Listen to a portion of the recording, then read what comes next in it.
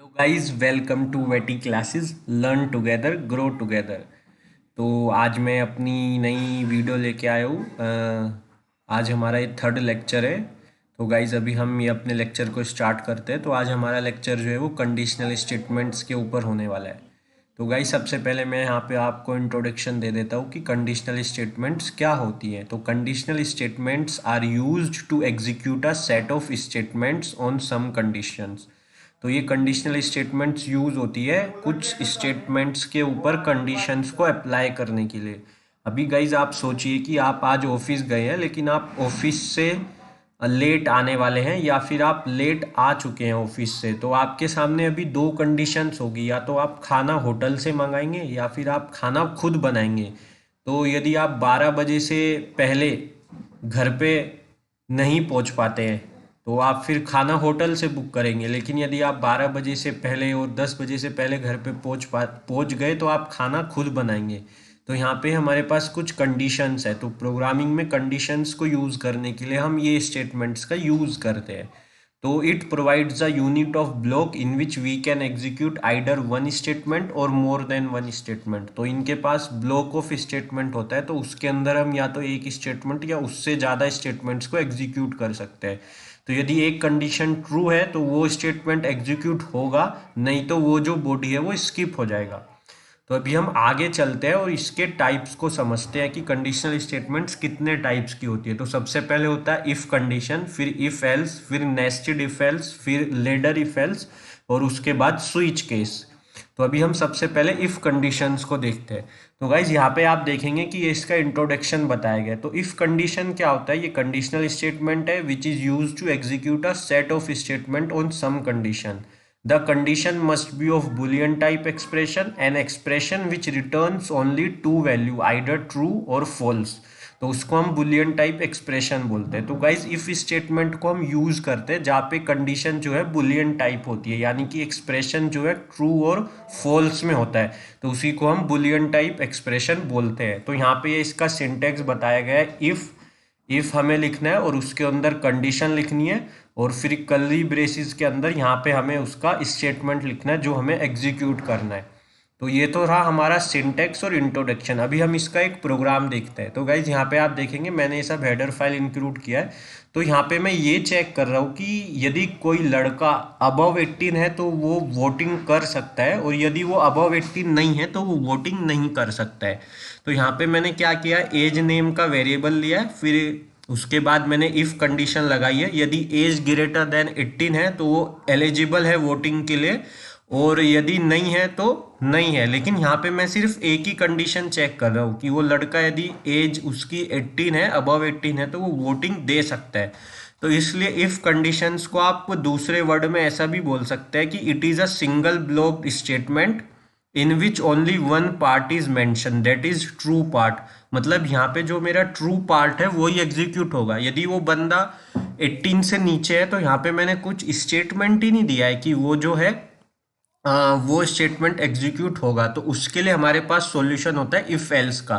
तो अभी हम इफ एल्स कंडीशन देखते हैं। तो इफ एल्स कंडीशन क्या होता है? डबल ब्लॉक्ड कंडीशनल स्टेटमेंट है, क्योंकि यहाँ पे ट्रू पार्ट भी एग्जीक्यूट होता है और फॉल्स पार्ट भी एग्जीक्यूट होता है। It has true parts as well as false part. तो if the given condition is true then the true part is executed, otherwise false part is executed. तो ये बेनिफिट होता है इफ एल्स कंडीशन का। तो यहाँ पे आप यदि देखेंगे, यदि मैंने इफ के अंदर कंडीशन पास की तो यदि वो कंडीशन ट्रू है तो इसके अंदर वो जाएगा और वो प्रिंट एफ को एग्जीक्यूट करेगा, और यदि वो कंडीशन फॉल्स होती है तो एल्स पार्ट एग्जीक्यूट होगा। तो यहाँ पे ये डबल ब्लॉक कंडीशनल स्टेटमेंट हम इसको बोलते हैं। तो अभी हम इसको एक प्रोग्रामिंग के हेल्प से समझते हैं। यहाँ पे मेरा जो लास्ट एग्जाम्पल था कि यदि कोई लड़का अबव 18 है तो वो एलिजिबल है फॉर वोटिंग के लिए, और यदि नहीं है तो he is not eligible for voting. तो यहाँ पे इस तरह से मैं मेरे इफ एल्स को यूज करूंगा, तो मेरा ट्रू पार्ट भी एग्जीक्यूट होगा और फॉल्स पार्ट भी एग्जीक्यूट होगा। लेकिन इफ एल्स के अंदर भी एक सेकंड पार्ट है, यानी कि उसके भी पार्ट्स है। तो यहाँ पे सबसे पहले हम देखते हैं नेस्टेड इफ एल्स।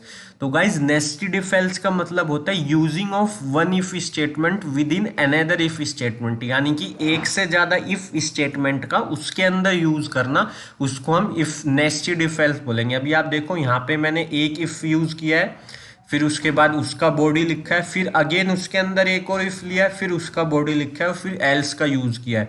तो इस तरह से मेरा सिंटेक्स है नेस्टेड इफ एल्स का। तो अभी हम इसको एक प्रोग्रामिंग की हेल्प से समझते हैं। अभी आप देख सकते हैं यहाँ पे मैंने 3 वेरिएबल्स लिए ए बी सी। तो यहाँ पे मैं तीनों में से कौन सा नंबर कैपिटल है, यानी कि कौन सा नंबर ग्रेटेस्ट है, सॉरी कौन सा नंबर ग्रेटेस्ट है वो मैं चेक करूंगा। तो यदि यहाँ पे ए इज ग्रेटर देन बी है तो ये अंदर जाएगा और प्रिंट करेगा ए इज ग्रेटर देन बी। और यदि ए इज बी के इक्वल है तो क्या प्रिंट होगा, ए इज इक्वल टू बी।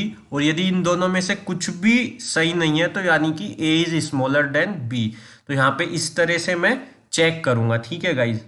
अभी आगे चलते हैं और अपन लेडर इफ एल्स को देखते हैं। तो गाइज लेडर एल्स जो है थोड़ा आपको कॉम्प्लिकेटेड लगेगा, लेकिन ये बहुत सिंपल है। ये क्या होता है इसके अंदर, when we want to specify condition with else part then we have to use ladder if statement. तो इस केस में क्या होता है, if the condition specified with first if statement then it is false, and control जो होता है वो सेकंड स्टेटमेंट के पास जाता है एल्स इफ के पास। और यदि सेकंड का ट्रू होता है तो वो पार्ट एग्जीक्यूट होता है, अदरवाइज वो थर्ड एल्स इफ के पास जाता है। और यदि वो ट्रू होता है तो उसका पार्ट एग्जीक्यूट होता है, और यदि वो भी फॉल्स है तो फोर्थ के पास जाता है। तो इस तरह से लेडर इफ एल्स काम करता है। तो जैसे आपने नेस्टेड में देखा था, वहां पे मैंने 2 इफ यूज किए थे और उसके बाद एल्स यूज किया था। लेकिन यहाँ पे क्या होता है, यहाँ पे मैं इफ भी यूज करता हूँ और उसके साथ एल्स इफ दोनों एक साथ यूज करता हूँ। तो इसी को हम रेडर इफ एल्स बोलते हैं। यानी कि यहाँ पे आप इसका सिंटैक्स देखिए, यहाँ पे मैंने इफ के अंदर एक कंडीशन पास किया, फिर एल्स इफ के अंदर किया, फिर एल्स इफ, फिर उसके बाद एल्स। तो इस तरह से लेडर इफ एल्स काम करता है, ठीक है गाइज।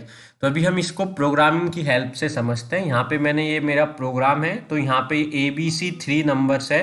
तो यहाँ पे यूजर से हमने 3 नंबर्स लिए हैं, फिर उसके बाद यहाँ पे हम कंडीशन चेक कर रहे हैं। तो यदि ए इज ग्रेटर देन बी है तो वो अंदर गया, और यदि ए इज ग्रेटर देन सी है तो फिर अंदर गया और फिर उसने एग्जीक्यूट किया कि ए इज ग्रेटेस्ट, ठीक है गाइज। और उसके बाद मैंने एल्स में लिखा, यदि वो नहीं है यानी कि ये दोनों कंडीशन फॉल्स है तो एल्स में जाएगा और सी इज ग्रेटेस्ट। और इसके बाद फिर यहाँ पे मैंने एल्स इफ का यूज किया, if B is greater than C, क्योंकि ए मैंने ऊपर ही चेक कर लिया। तो यहाँ पे फिर मैं इसके अंदर B is greater than C check कर रहा हूँ। तो यदि ये ट्रू है तो इसके अंदर जाएगा, और यदि इन दोनों में से कुछ भी ट्रू नहीं है तो सी इज ग्रेटेस्ट है और फिर अंदर जाएगा। ये सब प्रोग्रामिंग को मैं फिर से रन करके उसमें आपको एक्सप्लेन करूंगा। तो यहाँ पे आपको सिर्फ सिंटेक्स और इंट्रोडक्शन को याद रखना है।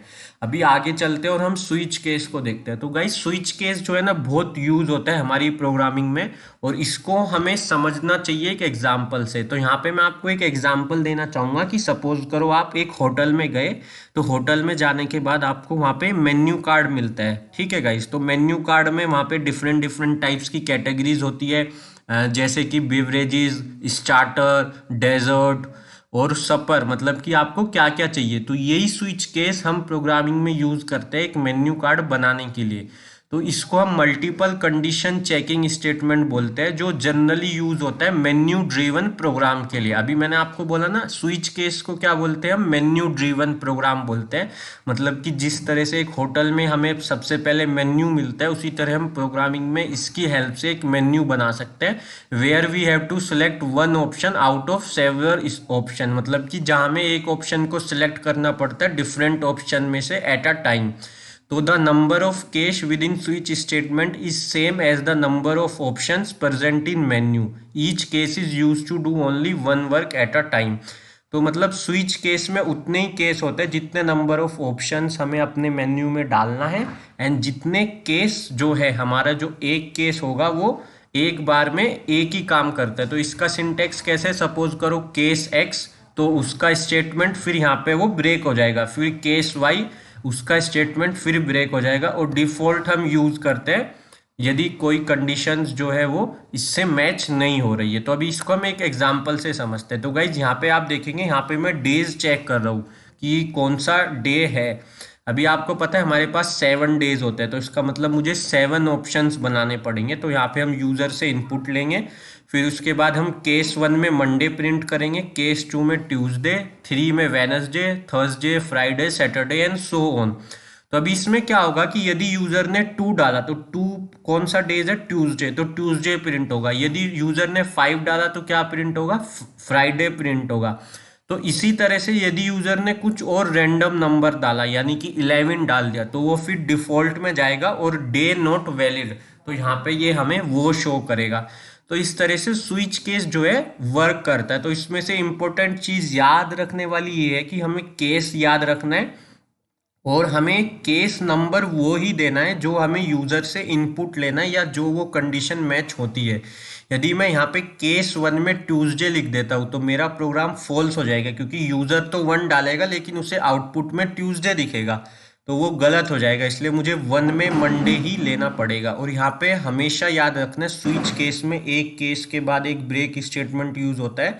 तो ब्रेक स्टेटमेंट मैं आपको आगे भी बताऊंगा, इसको हम लूप कंट्रोल या कंडीशनल कंट्रोल स्टेटमेंट बोलते हैं। तो यदि हम कहीं पे भी स्टेटमेंट के बाद ब्रेक लगाते हैं तो मेरा प्रोग्राम वहीं रुक जाता है और वो बाहर आ जाता है मेरे कोडिंग से। तो ये ऐसे ब्रेक का यूज होता है। तो इस तरह से मेरे स्विच जो थे स्टेटमेंट थे। तो अभी हम पहले एक रिकैप करते हैं, हमने आज क्या क्या सीखा। हमने इफ कंडीशन को सीखा। तो इफ कंडीशन जो है सिंगल कंडीशनल स्टेटमेंट होता है और इसमें बुलियन टाइप्स ट्रू और फॉल्स में ये रिप्रेजेंट करता है, और ये इसका सिंटेक्स हमने सीखा।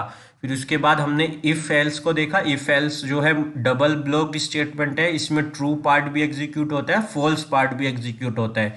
यदि इफ ट्रू है, यदि इफ कंडीशन ट्रू है तो वो बॉडी एग्जीक्यूट होगा, यदि नहीं है तो एल्स पार्ट एग्जीक्यूट होगा। इसी तरह से उसके बाद हमने नेस्टेड देखा। नेस्टेड जो है उसमें दो इफ को एक साथ लेने को हम नेस्टेड इफ एल्स बोलते हैं। फिर उसके बाद हमने लेडर इफ एल्स देखा। इसमें हम 2 बार एल्स इफ का यूज करते हैं एक इफ के अंदर। तो ये मल्टीपल कंडीशंस के लिए यूज होता है। तो इसका जो ड्रॉबैक ये होता है कि यदि मुझे बहुत सारी कंडीशंस लेना है तो मुझे बहुत सारे एल्स इफ का यूज करना पड़ेगा। तो उससे बेटर है यहाँ पे उन्होंने एक सी में हमें ऑप्शन दिया जिसको हम बोलते हैं स्विच केस। तो स्विच केस को हम मेन्यू ड्रीवन प्रोग्राम भी बोलते हैं। तो यहाँ पे ऐसे हम मेन्यू ड्रीवन प्रोग्राम की हेल्प से स्विच का यूज करके अपनी प्रोग्रामिंग को ईजी कर सकते हैं। तो यहाँ पे सिर्फ हमें ये याद रखना है कि ब्रेक स्टेटमेंट यूज होता है कंडीशंस को ब्रेक करने के लिए, और केस 1 केस 2 ऐसे अलग अलग ऑप्शंस क्रिएट करने पड़ते हैं। और यहाँ पे एक बाय डिफॉल्ट सेक्शन होता है। तो डिफॉल्ट का हम यूज इसलिए करते हैं यदि यूजर कई बार कोई आउट ऑफ ऑर्डर ऑप्शंस का यूज कर लेता है तो वो उसका मैसेज प्रिंट करेगा। क्योंकि यदि आप होटल में गए और होटल में जाके आप बोले कि सर मुझे एक कपड़ा ला के, मतलब मेरे को कपड़े खरीदने, आप मुझे बताओ कौन सा कपड़ा लूँ, तो उसका कोई कनेक्शन नहीं है होटल से, तो वहाँ पे एक डिफॉल्ट कंडीशन जो है वो एग्जीक्यूट होगी। तो इस तरह से आज हमने गाइस सीखा। तो thank you guys. If you like this lecture then subscribe my channel and like my video and stay tune for the next videos. Thank